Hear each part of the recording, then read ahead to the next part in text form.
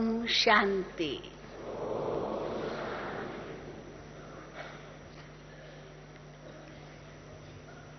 बहुत ही सुंदर विषय हमें दिया गया है, जो बाबा हम बच्चों से चाहते हैं कि हम बाप समान संपन्न और संपूर्ण बने, क्योंकि यही समय की अब मांग है। समय नाजुक होता जा रहा है, सृष्टि चक्र का अंत निकट है। नई दुनिया व सतयुगी दुनिया के नजारे हमारे आंखों के सामने आते रहते हैं, परंतु हम अपने आप से पूछें कि जब ये परिवर्तन की वेला है, घर भी लौटना है परम धाम, उसके पहले यह विनाश भी भयंकर रूप से होना है। महाभारी महाभारत लड़ाई की तैयारियां भी चारों ओर चल रही है। तो इन सब को देखते हुए मेरी तैयारी क्या है? मैं कहाँ खड़ा हूं? क्या कर रहा हूं? जैसे महाभारत में दिखाते हैं या गीता के पहले अध्याय में बताते हैं कि हर एक का वर्णन आता रहा। फलाना फलाना क्या कर रहा है, फलाना कैसी तैयारी कर रहा है, वो कैसी तैयारी कर रहा है, वो कैसी तैयारी कर रहा है। सबका वर्णन आता है। तो मानो कि हम भी अपने आप से पूछे, हम क्या तैयारी कर रहे हैं। जब बाबा हम बच्चों से पूछते हैं, बच्चे एवर रेडी हो, तो हम हाथ तो खड़ा कर देते हैं, हाँ बाबा हम एवर रेडी हैं। फिर बाबा पूछते हैं, अच्छा संपन्न हो, संपूर्ण हो, तो फिर उसमें कोई हाथ खड़ा नहीं करता, क्योंकि एवर रेडी के साथ साथ संपन्न और संपूर्ण भी चाहिए। एवर रेडी वही हो सकता है जो संपन्न और संपूर्ण है। अगर संपन्न संपूर्ण नहीं है तो एवर रेडी कहाँ है? अभी तक तैयारी चल रही है। जैसे पर्दा तब खुलता है जब एक्टर्स तैयार होते हैं, तैयार खड़े हैं, बस पर्दा खुले और पाठ शुरू हो। अगर एक्टर से पूछा जाए एवर रेडी हो, एवर रेडी, कहेंगे हाँ, और अभी तक तो श्रृंगार ही चल रहा है, तो ये तो गलत हो गया ना कहना। पर्दा कैसे खुलेगा? तो पर्दा तब खुले जब संपन्न और संपूर्ण बने। तो बाबा भी हम बच्चों से यही चाहते हैं, लेकिन उसके लिए हमारी क्या तैयारी है वो भी बाबा हमें बताते हैं। बच्चे बस बाप को फॉलो करो। दुनिया में तो नकल करना मना है। नकल करते हैं स्कूल में, एग्जाम्स में तो पकड़े जाते हैं, बहुत पेनल्टी देनी पड़ती है, फेल भी कर देते हैं, निकाल भी देते हैं। लेकिन यहाँ बाबा कहते हैं भले नकल करो, नकल करने की भी अकल चाहिए, है ना। अगर नकल करने की अकल नहीं है तो नकल भी ठीक नहीं कर सकेंगे। वो गलती करेगा और आप भी गलती करेंगे तो दोनों की गलती हो गई न, क्या सही तो कुछ नहीं किया। किसको नकल करना है वो भी तो जानना है, सही रूप से भी नकल हो। तो यहाँ तो बाबा कहते हैं नकल करने की छुट्टी है, पर किसको नकल करना है? आत्माओं को नहीं, आत्माओं को कॉपी नहीं करना है। ब्रह्मा बाप को और शिव बाप को कॉपी करना है। शिव बाबा, ब्रह्मा बाबा हमारे अलौकिक पारलौकिक पिता, जिसको कल की बाबा की मुरली में बहुत सुंदर शब्दों में बाबा ने नशा चढ़ाया, ये दोनों आपके पिता हैं जो तुम्हारे लिए भाग्य विधाता हैं। परमात्मा को तो भाग्य विधाता कहते ही हैं, लेकिन ब्रह्मा को भी भाग्य विधाता कहते हैं। बहुत सुंदर बच्चा पैदा होता है, कहेंगे ब्रह्मा जी ने इसको अपने हाथों से गढ़ा है, अपने हाथों से बनाया। या बहुत कोई भाग्यवान है, कहेंगे तो ब्रह्मा जी ने अपने हाथ से इसका भाग्य लिखा। और परमात्मा को भी वह भाग्य विधाता कहते हैं। तो शिव बाप और ब्रह्मा बाप जो भाग्य विधाता हैं, वो हमारे अब डायरेक्ट पिता हैं। हम शिव बाबा की तो अनादि अविनाशी संतान है ही, और अब ब्रह्मा बाप की भी संतान बने हैं। अगर हर कोई भी आपसे पूछे आपका सरनेम क्या है, आप कौन हैं, तो कहेंगे ब्रह्मा कुमार, है ना, कहेंगे ना, सब बीके लिखते हैं ना। जो समझते हैं हाँ हम बीके हैं, हाथ उठाओ। हाँ सभी होंगे, तभी तो यहाँ आए हैं बाप दादा से मिलने के लिए। तो जबकि हम सब बीके हैं, ब्रह्मा की संतान हैं, आदि पिता की संतान हैं, ब्रह्मा हमारा भाग्य बना रहे हैं। बस उसके लिए हमें यही कहते हैं कि बच्चे मुझे नकल करो, मेरे समान बनो। जो ब्रह्मा बाप ने कदम उठाए वो मुझे उठाने हैं, जो ब्रह्मा बाप ने किया वो मुझे करना है। पिछली मुरली में बाबा ने बहुत सुंदर शब्दों में ये बात कही, जो ब्रह्मा बाबा नहीं सोचेंगे मुझे भी नहीं सोचना है, जो ब्रह्मा बाप नहीं बोलेंगे मुझे भी नहीं बोलना है, जो ब्रह्मा बाप नहीं करेंगे मुझे भी नहीं करना है, जो वो सोचेंगे बोलेंगे करेंगे वो मुझे सोचना बोलना और करना है। तो उसके उसी अनुसार हम ब्रह्मा बाप को फॉलो कर सकेंगे। तो निराकारी बाप के समान हमें निराकारी बनना है। शिव बाबा निराकार है, सदा ही देह से परे है, अशरीरी है।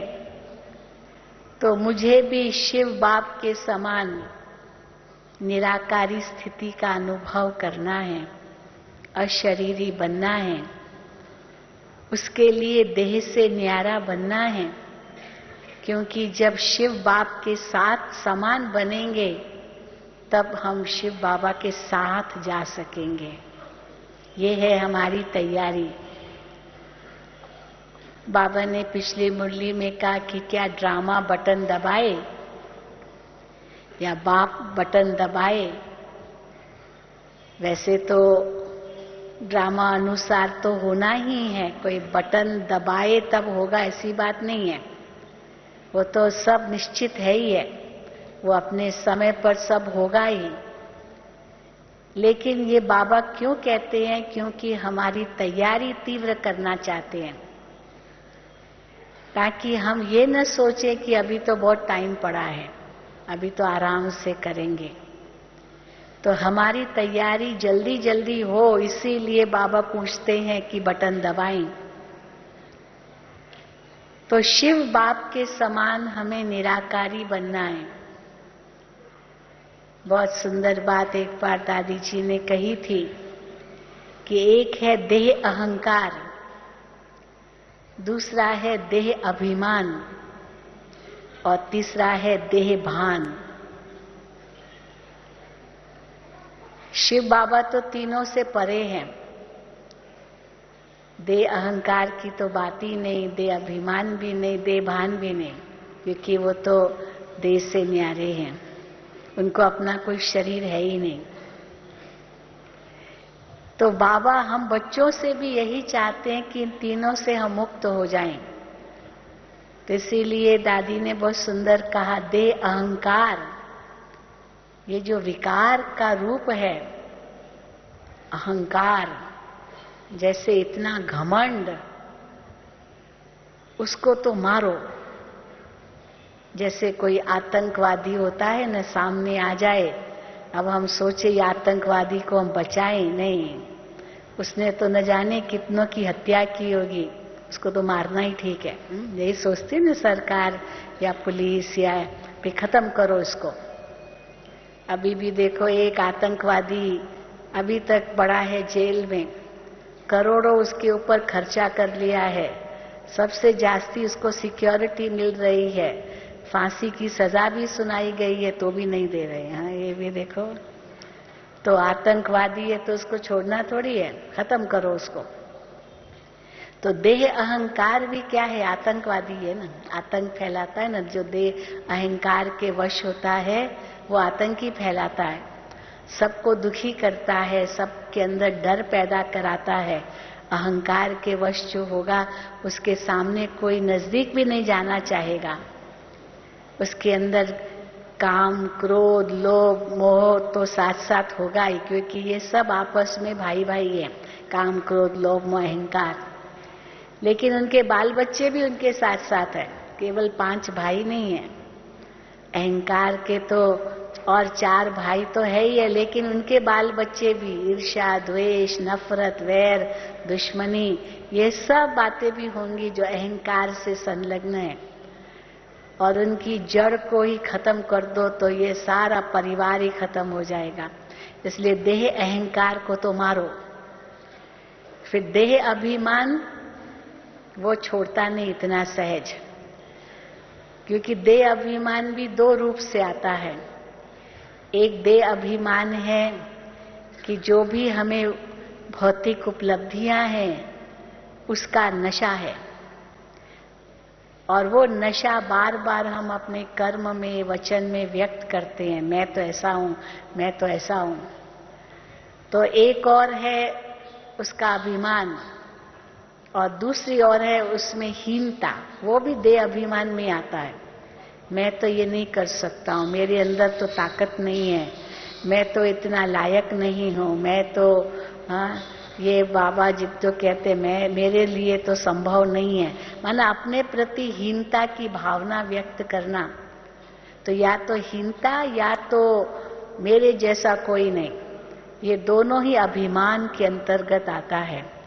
तो बाबा कहते हैं उसको छोड़ो।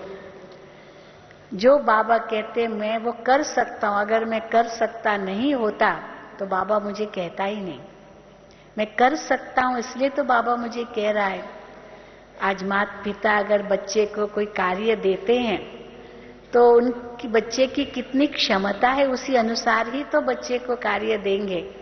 ऐसे तो नहीं है कर नहीं सकेगा और बच्चे को माँ बाप वो कार्य देंगे। वो देखेंगे कौन इसके योग्य है, उसी को ही देंगे। बड़े को देना है, बीच वाले को देना है, छोटे को देना है, जो जिसके लिए काबिल है। तो अगर बाबा हम बच्चों को ये कार्य देते हैं, जो बाबा की आशाएं हैं, बाबा हमें बताते हैं कि बाबा ये चाहते हैं बच्चों से, अगर मैं कर ही नहीं सकता हूं तो बाबा मुझे कहते भी नहीं। ये भी एक बहुत बड़ी बात है समझने की। तो बाबा के हम आशाओं के दीप हैं, हम ये कैसे कह सकते हम नहीं कर सकते हैं। तो ये भी देह अभिमान के अंतर्गत आता है। अवश्य हम कर सकते हैं, हम ही कर सकते हैं, ये भी अभिमान है। हम नहीं कर सकते, ये भी अभिमान है। तो बाबा कहते देह अभिमान को छोड़ो, जो बाबा कहते मुझे करना है। फिर देह अभिमान से थोड़ा सूक्ष्म रूप है भान, देह भान।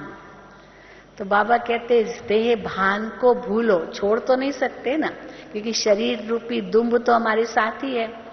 जब तक आत्मा शरीर छोड़े नहीं तब तक तो ये शरीर रूपी दुम्ब तो है ही ना।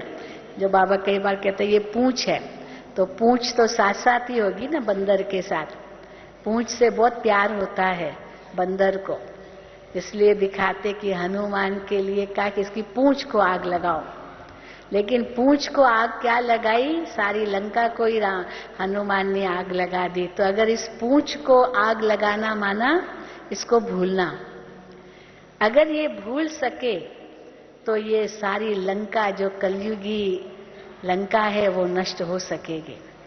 तो इस देह भान को भूलो और अशरीरी बनो। योग हमारा है ही है।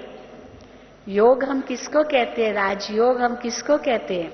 अपने आप को आत्मा निश्चय कर बाप को याद करना, यही राजयोग है। तो पहला कदम तो आत्मा निश्चय है, और आत्मा निश्चय माना देह भान को भूलना। अगर देह भान साथ है तो आत्मा निश्चय नहीं है, आत्मिक स्थिति है ही नहीं, क्योंकि देह भान है। तो ये भी नहीं है कि अंत तक देह भान रहना है, देह तो रहेगी, अंत में ही छोड़ेंगे, पर देह भान भी साथ साथ रहे देह के, ये जरूरी नहीं है। और देह भान का मतलब क्या है? अभिमान नहीं है, अहंकार नहीं है, लेकिन थोड़ा सा डर, ये क्या कह देगा मुझे, डर, ये भी एक भान, देह भान का स्वरूप है। वो डर क्यों पैदा हुआ? क्योंकि सबसे बड़ा डर अगर दुनिया में है किसी को या जीवन में होता है, अनेक प्रकार के डर है। किस किस बात से इंसान डरता है? तो अगर उसकी लंबी लिस्ट निकालते ना, इससे डर लगता है, इससे डर लगता है, इससे डर लगता है, तो सबसे जो ऊंचा डर है ना, वो है मृत्यु का डर। सबसे हाई, जो सबसे नंबर 1 डर मृत्यु का डर। इनसे ऊपर तो क्या डर होगा, बाकी तो सब उसके नीचे है। धन खत्म होने का डर, बुढ़ापे का डर, या किसी व्यक्ति से डर, कोई वस्तु से डर, कोई स्थान से डर, ये सब डर इसलिए कहीं मर न जाऊं, मृत्यु न आ जाए। और जैसे देह भान से न्यारे हुए मैं एक आत्मा हूं, मैं आत्मा हूं निश्चय किया, तो मृत्यु का भय खत्म। तो भान भी देह का सहज खत्म हो सकता है, ऐसी बात नहीं है। अगर भान है माना मृत्यु का भी डर है, और मृत्यु के डर से हम ऊपर हैं माना भान से भी हम न्यारे हो सकते हैं। ब्रह्मा बाबा ने यही मेहनत की सबसे पहले, मैं आत्मा हूं, मैं आत्मा हूं, मैं आत्मा हूं। बाबा ने एक बार मुरली में कहा कि मैंने इतनी किताबें कॉपियां भर दी। दादी मनोहर दादी सुनाती थी, बाबा में जब शिव बाबा की प्रवेशता हुई और बाबा को कहा तुम आत्मा हो, तो बाबा कॉपियों में लिखते थे मैं आत्मा हूं, मैं आत्मा हूं, मैं आत्मा हूं। फिर केवल खुद के लिए नहीं, क्योंकि बाबा की लौकिक युगल थी, बाबा की बहू थी, बाबा के बच्चे थे। अब उनको भी किस भान से देखे, मेरी युगल है, मेरा बेटा है, मेरी बहू है, ये नहीं। तो बाबा ने फिर दूसरी अपने अंदर प्रैक्टिस की। ब्रह्मा बाबा ने, यशोदा बाबा की लौकिक युगल थी, तो यशोदा को जब देखता था तो आता था ये आत्मा है, तो फिर कॉपी में लिखता गया यशोदा आत्मा है, यशोदा आत्मा है, यशोदा आत्मा है। फिर बाबा की बहू थी राधिका, हमारी ब्रिजेंद्रा दादी, उनका लौकिक नाम राधिका था। तो राधिका आत्मा है, राधिका आत्मा है, राधिका आत्मा है।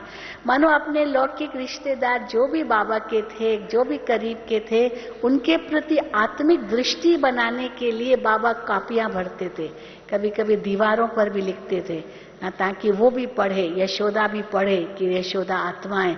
इस दृष्टि से बाबा उसको देख रहा है। तो मानो ये ब्रह्मा बाबा ने शुरू में कितनी प्रैक्टिस की होगी, तब उनकी इतनी ऊंची आत्मिक स्थिति शुरू में बनी। और फिर उसके बाद जब आत्मिक स्थिति बनी, तो ब्रह्मा बाबा ने कोई कम कलंक सहन नहीं किए, बहुत कलंक लगे बाबा पर। इतना ऊंचा कार्य बाबा, शिव बाबा ने उनके द्वारा शुरू किया, लेकिन ब्रह्मा बाबा को किसने समझा ही नहीं उस समय। जिन्होंने समझा वो तो समर्पित हुए, पर जिन्होंने नहीं समझा उन्होंने तो कितना अपमान भी किया बाबा का। लेकिन ब्रह्मा बाबा कितने अडिग रहे, अटल रहे, उन अपमानों को अपमान नहीं समझा, क्योंकि अंदर में शिव बाबा से वो शक्ति ले रहे थे। तो बाबा ने कहा कि ये बेचारे नहीं जानते ये क्या कर रहे हैं। जैसे धर्म पिताओं के लिए भी बताते हैं ना, धर्म पिताएं जो भी आए वो कोई ऐसे ही नहीं उन्होंने धर्म स्थापन किया, उनके आगे बहुत परीक्षाएं आई। क्राइस्ट के आगे कितनी बड़ी परीक्षा आई। जिस धर्म का वो था, जू धर्म का था ना पहले, परंतु क्राइस्ट की आत्मा उसमें प्रवेश हुई और क्रिश्चियन धर्म स्थापन किया, जो ज्ञान दिया। लेकिन जू धर्म वालों ने कहाँ समझा, जो उसको आखिर सूली पर चढ़ाया। अगर समझा होता थोड़ी सूली पर चढ़ाते। लेकिन फिर भी क्राइस्ट ने क्या कहा, हे पिता इन्हें क्षमा कर दे, ये नहीं जानते ये क्या कर रहे हैं। कितना उस समय उसने सहन किया होगा। तो धर्म पिताओं ने भी कितना सहन किया। ब्रह्मा बाबा तो प्रजापिता थे, कितना सहन किया बाबा ने। जो पहले शिव बाबा की प्रवेशता से पहले ब्रह्मा बाबा को कितना सम्मान मिलता था, क्या नहीं सम्मान मिलता था। क्योंकि बाबा बहुत बड़े दानी थे, बहुत नाम था बाबा का, समाज में बहुत ऊंचा नाम था। दानी के हिसाब से महादानी थे। कोई बाबा के द्वार से हाथ खाली नहीं जाता था, हमेशा बाबा उनको देते रहे। लेकिन जैसे ही शिव बाबा की प्रवेशता हुई, शिव बाबा ने जो कुछ उनसे कराया, लोगों ने उसको उतना समझा नहीं। साक्षात्कार हुए, ये ब्रह्मा बाबा ने थोड़ी कराए, उनके पास कहां शक्ति थी, कराए तो शिव बाबा ने। लेकिन लोगों ने समझा इनके पास कोई जादू है, इसलिए ब्रह्मा बाबा को देखते कईयों को श्री कृष्ण के साक्षात्कार होते थे। और बाबा कहिए मेरी शक्ति तो है ही नहीं, मैं तो कुछ नहीं कर रहा हूं, ये मेरी ताकत नहीं है। लेकिन किसने समझा, नहीं यही जादू कर रहा है। फिर शिव बाबा ने जो भी उस समय सत्संग में आते थे या बच्चे स्कूल में पढ़ते थे, सबके आगे बाबा ने प्रतिज्ञा करवाई। शिव बाबा ने, हम पवित्र और योगी बनेंगे, ये प्रतिज्ञा की सबने। तो जब प्रतिज्ञा की तो शहर के लोग तो आग बबूले हो गए, गुस्सा। अरे ये दादा ने क्या किया, छोटी छोटी बच्चियां, इनको प्रतिज्ञा करा ली कि हम पवित्र रहेंगे। अरे इन्होंने दुनिया ही कहां देखी है, दुनिया को देखने तो दो। और ऐसे ही जितनी छोटी आयु में हम पवित्र बनेंगे, योगी बनेंगे, ये प्रतिज्ञा कर ली। ये क्या हो गया दादा आपको, आपने ये क्या कर दिया। तो बाबा कहते थे मैंने तो किया ही नहीं है ये तो मेरी शक्ति है ही नहीं, ये तो शिव परमात्मा का आदेश था। और मुझे भी तो यही आदेश दिया कि पवित्र बनो, योगी बनो। मैं भी तो आपकी तरह ही तो गृहस्थी था, परिवार के साथ ही हूं, मैंने कोई संन्यास थोड़ी किया है। बाबा ने अपना परिवार छोड़ा थोड़ी।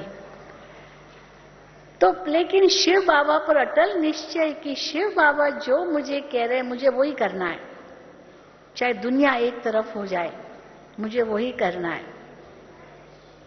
क्योंकि ये शिव बाबा का रथ है, इतना बड़ा निश्चय था बाबा को। लेकिन जो बाबा ने वो ग्लानि सुनी, सहन की, लेकिन बाबा इतने मजे से रहते थे। बाबा कहते थे ये मैं थोड़ी कर रहा हूं, जो मैं सोचूं ये मेरी ग्लानि कर रहे हैं। शिव बाबा को तो बेचारे जानते ही नहीं है, बेचारे अनजान है। तो बड़ी दया आती थी बाबा को उन पर, बेचारे। फिर उसके बाद मानो चलो यज्ञ शुरू हुआ, 14 साल तपस्या की। फिर जब भारत में आए, इतना बेगरी पाठ शुरू हुआ, कुछ भी खाने को नहीं था यज्ञ में। 4 आने थे, वो भंडारी आती थी, बाबा को कहती थी भंडारी बाबा केवल 4 आने हैं, कहां से अनाज लाएंगे, इतने 300 लोगों को कैसे खिलाएंगे। बाबा कहते थे हमने जीवन शिव बाबा को दिया है, वही हम हमारा पेट भरेगा, बच्ची चिंता मत करो, थोड़ा रुक जाओ। और सचमुच कहां से धन आता था। पत्र आया कहीं से, लिफाफा बंद, और उस पत्र को खोला तो उसमें पैसे पड़े हैं। किसने भेजा पता ही नहीं, किसने भेजा पता ही नहीं। बाबा और शिव बाबा बुद्धिवानों की बुद्धि कैसे आत्माओं को टच कर रहे थे और कैसे पहुंच जाता था। बाबा कहते थे जाओ बच्चे आटा लेकर आओ, जाओ चावल लेकर आओ, जाओ चीनी लेकर आओ, मतलब लेकर आओ। कहाँ से आता था? तो ब्रह्मा बाबा कहते थे हमने जीवन किसको दिया है? शिव बाबा को दिया है, जिसके लिए कहते हैं कि वही सबको खिलाने वाला, वही सबकी पालना करने वाला, हमारी तो सबसे पहले वही करेंगे। लेकिन ये ड्रामा में नूंद थी कि झाड़ को हिलना था, जो कच्चे थे वो तो टूट गए उस समय और पक्के बाबा के साथ आ गए। ये भी ड्रामा में निश्चित था। अगर उस समय वो हिलते नहीं तो पता नहीं कच्चे कच्चे भी आ जाते होते, तो कच्चे तो टूट गए। पता नहीं ये सचमुच शिव बाबा का कार्य है, नहीं है, क्या है, कैसे है, हमारा क्या होगा, भविष्य क्या होगा। ब्रह्मा बाबा ने तो बिल्कुल नहीं सोचा। शिव बाबा ने कहा अपना जो कुछ आपकी संपत्ति है, जो भी चल अचल प्रॉपर्टी है, ये बहनों को सुपुर्द कर दो, इनको समर्पित कर दो। बाबा ने आगे पीछे कुछ नहीं सोचा। शिव बाबा का आदेश है, सब माताओं बहनों को समर्पित कर दिया। उस समय ये थोड़ी सोचा मेरा क्या होगा, मेरे परिवार का क्या होगा। सब स्वाहा बहनों को आगे किया, उनके नाम पर सारी प्रॉपर्टी विल कर दी। क्या बाबा की उस समय हिम्मत होगी, क्योंकि शिव बाबा पर पूर्ण निश्चय था। अभी नहीं कहते कि ऐसे करो, क्योंकि अभी की बातें और है, पर उस समय जो शिव बाबा ने ब्रह्मा बाबा को जो आदेश दिया, बाबा बिल्कुल बेधड़क होकर के कि आगे पीछे कुछ सोचा ही नहीं। अगर बाबा सोचते होते तो क्या ये यज्ञ रचा होता उस समय? हो सकता था? ये एक बीज जो उसने डाला, एक बीज उसने डाला और आज उसका वट वृक्ष हम देख रहे हैं, जो इतना ऊंचा बाबा का कार्य चल रहा है। शुरू में तो अकेला ही था ना। तो हम देखें कि ये ब्रह्मा बाप समान बनने के कदम है। और फिर हमने देखा कि कैसे बाबा की अगर मुरलियां पढ़ें तो ब्रह्मा बाबा ने कैसे संपूर्णता को प्राप्त किया। सचमुच कैसे बाबा अमृत वेले से भी पहले 2 बजे उठते थे, योग तपस्या करते थे। बाबा के कमरे में जब भी जाओ लगता था जैसे वो दिया जल ही रहा है, आत्मा की ज्योति जल ही रही है। ये नहीं कहते थे कि बाबा कोई सोए हुए हैं, विश्राम करते, लेकिन बाबा की जैसे ज्योति जली हुई है। इतनी तपस्या थी बाबा की। बच्चों के पत्र आते थे, बच्चों के आगे बच्चों के विघ्न आते थे, न जाने क्या क्या बातें बाबा के आगे आती थी। बाबा कहते थे गुड़ जाने गुड़ की गोत्री जाने, है ना, सिंधी में कहावत है। जैसे गुड़ होता है ना, गुड़ एक थैली में होता है, तो गुड़ कितना मीठा है वो उसकी थैली जाने, वो और गुड़ जाने वो कितना है। जब तक कोई खाए नहीं तब तक तो थैली तो खा ही रही है ना उस गुड़ को। गुड़ की थैली भी पूरी गुड़ के साथ ही लगी, गुड़ लगा हुआ होता है उसको। तो शिव बाबा जाने, ब्रह्मा बाबा जाने, वो गुड़ शिव बाबा और उनकी ये थैली वही जाने।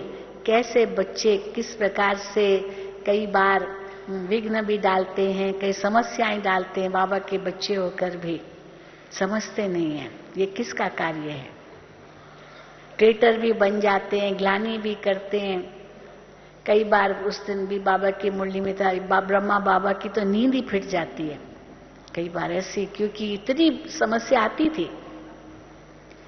थी। तो बाबा कहते थे हाँ बड़े तो ये माना छोटे तो छूट जाएंगे, बड़ों के सिर पर जो मामले होते वो बड़े ही जाने ना।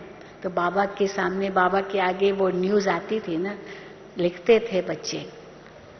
तो बाबा कई बार कहते थे जितना आप लोग सहज रूप से बाबा को याद कर सकते हो, ये इनके आगे तो बहुत बातें हैं, बच्चों की बातें, बाहर वालों की बातें, दुनिया की बातें। तो आपके लिए तो बहुत सहज है ब्रह्मा बाबा से भी। लेकिन फिर भी ब्रह्मा बाबा इतना आगे चले गए, क्योंकि कैसे एक बल, एक भरोसे के आधार पर बाबा ने उन सब बातों को ध्यान न देकर उनको क्रॉस कर दिया सहज, और संपूर्णता को प्राप्त किया। अंतिम घड़ी भी एक सेकंड में कैसे न्यारे हो गए, कैसे उपराम होते गए। और वही स्थिति हमने दादी जी की भी देखी। इतने कारोबार में दादी व्यस्त होती थी, पर कैसे दादी ने धीरे धीरे धीरे धीरे न्यारी होती गई, होती गई, होती गई, होती गई। और जिस समय संपूर्ण बनी, मानो वो सब कुछ इतना इतना यज्ञ ठीक ढंग से व्यवस्थित करके ही दादी गई, ऐसे नहीं गई। कोई यज्ञ में कुछ ऊपर नीचे कुछ भी नहीं हुआ। ब्रह्मा बाबा भी अव्यक्त हुए, सब कुछ पहले करके ही गए जैसे। और कोई वैक्यूम क्रिएट नहीं हुआ कि भाई अभी क्या होगा, अभी क्या होगा, अभी क्या होगा, नहीं, सब करके गए।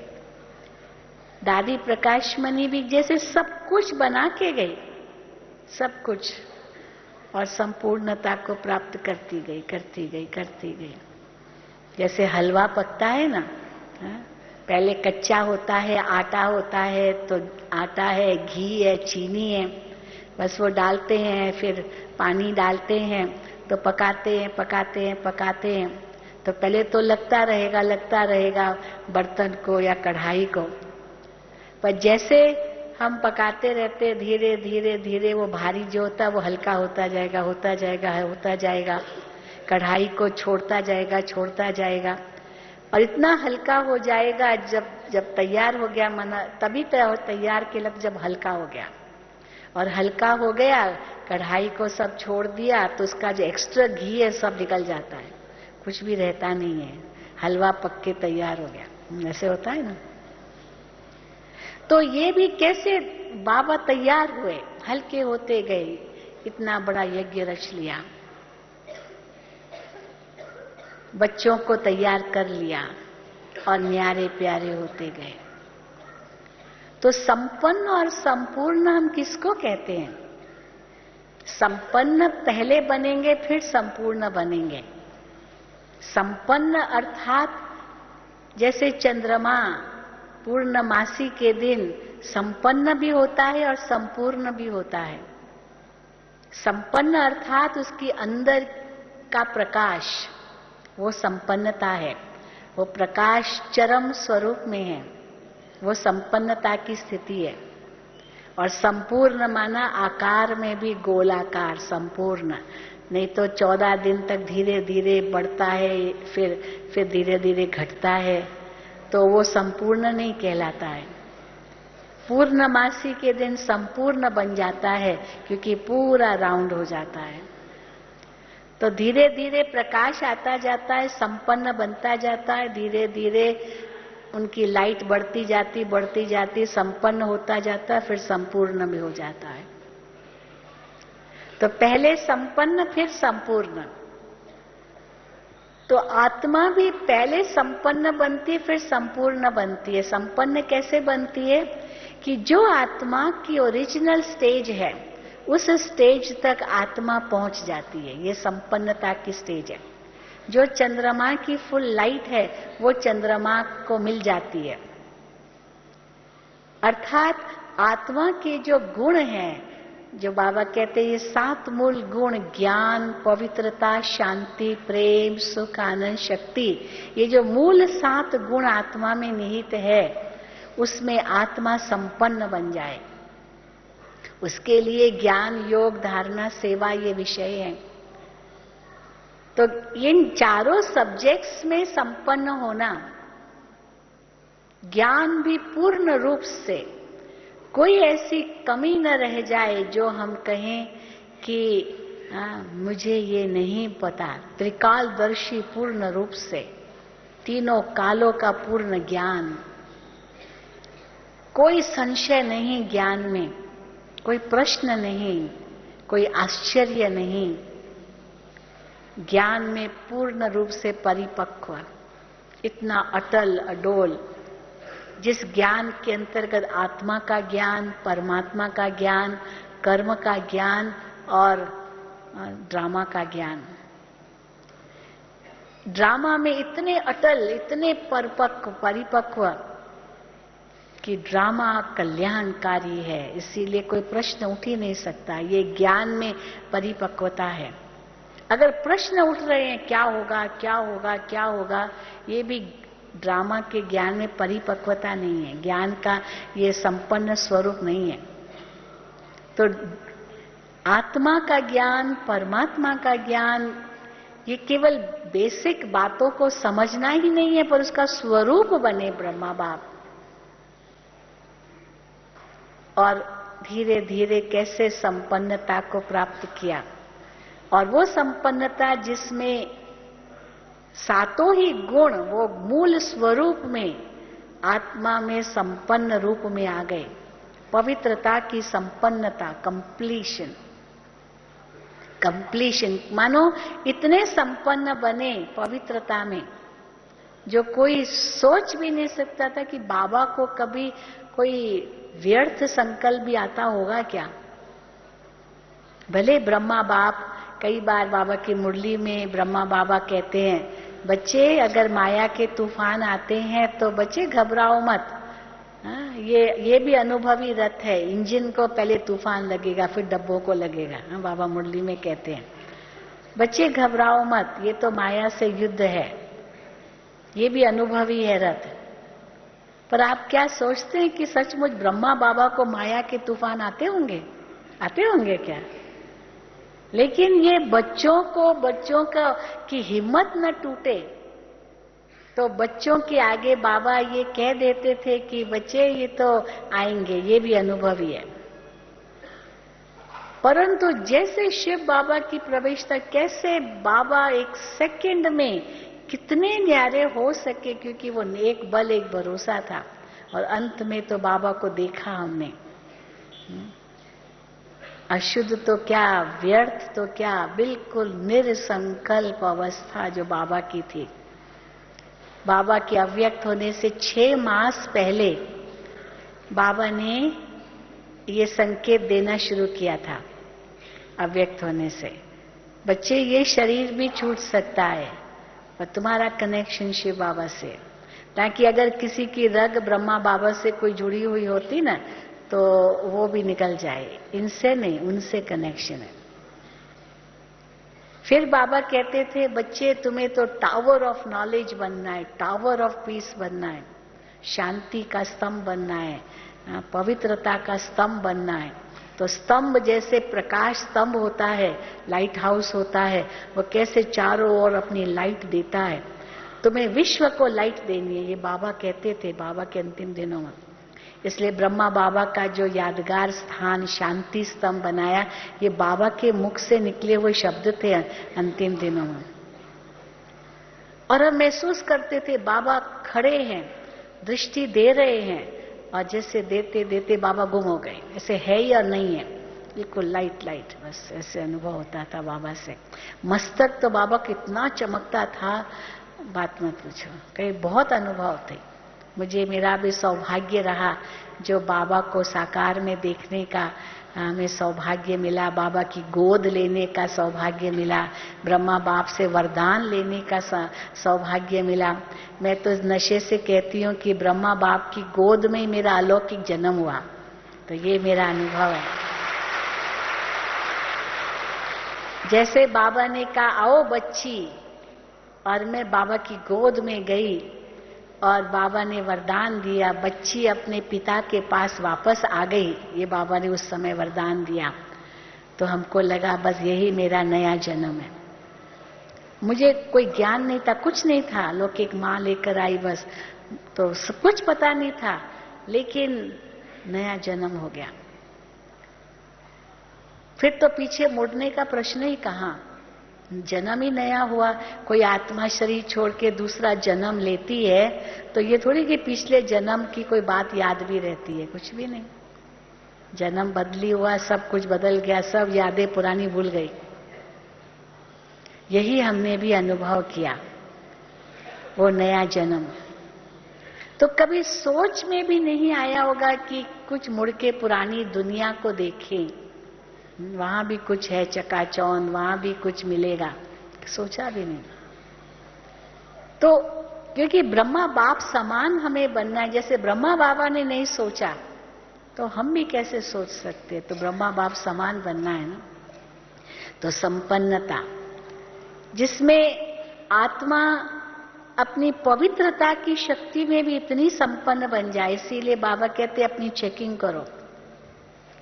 कौन से विचार मन में आते हैं? नेगेटिव तो अभी बिल्कुल आने ही नहीं चाहिए, व्यर्थ भी नहीं आने चाहिए। व्यर्थ से भी हमें दूर जाना है। कितने हद तक हमें संपन्न बनना है, बाप समान बनना है। इसलिए बाबा ने हमें बहुत सुंदर उसके लिए विधि दी है कि अगर नेगेटिव कोई सोच आते भी है ना, मुझे संपन्न बनना है, तो नेगेटिव अगर कोई सोच आए किसी भी विकार के वश या कुछ भी, उसी समय 1 सेकंड में ऐसी ब्रेक लगाओ, जैसे गाड़ी में पावर ब्रेक होती है, 1 सेकंड में वहीं खड़ी हो जाती है गाड़ी, आगे नहीं बढ़ेगी, नहीं तो एक्सीडेंट हो सकता है। हाँ, नहीं तो इसलिए उसी वक्त तो ये पावरफुल ब्रेक जो बुद्धि द्वारा हम मन को दे, नहीं, तो 1 सेकंड में वो ब्रेक पावरफुल लग गई, वो सोच वहीं खत्म हो जाएगा। फिर अगर व्यर्थ आते हैं तो व्यर्थ के लिए भी बाबा युक्ति बताते हैं। व्यर्थ इसीलिए आएंगे, या तो पास्ट की बातें आएंगी याद, या तो भविष्य की बातें आएंगी। हम कहेंगे ये कोई बुरे संकल्प थोड़ी है, लेकिन पास्ट की बातों को भी हम क्यों याद करें? बहुत ज्यादा भविष्य भी सोचने की जरूरत ही नहीं है, क्योंकि दुनिया के प्लान्स कुछ और है, भगवान के प्लान्स कुछ और है। तभी भगवान के प्लान्स के अनुसार हमें चलना है, और उनके प्लान अनुसार चलो, बाबा भूखा नहीं रखेगा, आपका भाग्य कहीं नहीं जाएगा, क्योंकि त्याग में भाग्य भरा हुआ है।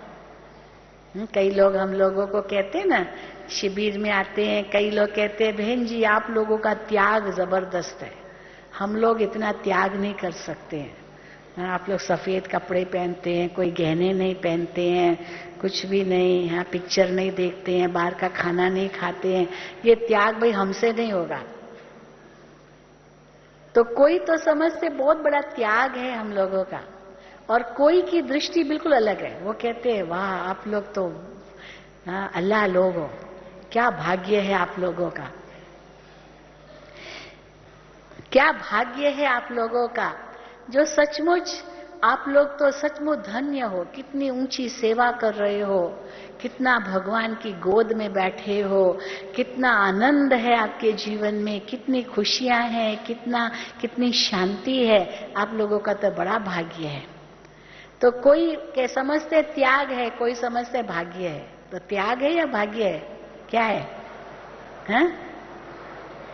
जी, त्याग में भाग्य है, समझ लो। बिना त्याग के भाग्य नहीं मिल सकता, ये आप समझ लो। ये हो ही नहीं सकता, एक हाथ से दो तो दूसरे हाथ से मिले ना, ऐसे ही नहीं मिलने वाला है जब तक ये हाथ आगे ना आए देने के लिए। इसीलिए बाबा कहते हैं कि मेरा समझ कर हर कार्य करो, बाबा का है ये, बाबा का है, छोड़ो कुछ भी नहीं, छोड़ना कुछ नहीं है, परंतु फंसना भी कहीं नहीं है, ये भी युक्ति रखो। फंसना भी नहीं है, छोड़ना भी नहीं है, और नया जोड़ना भी नहीं है।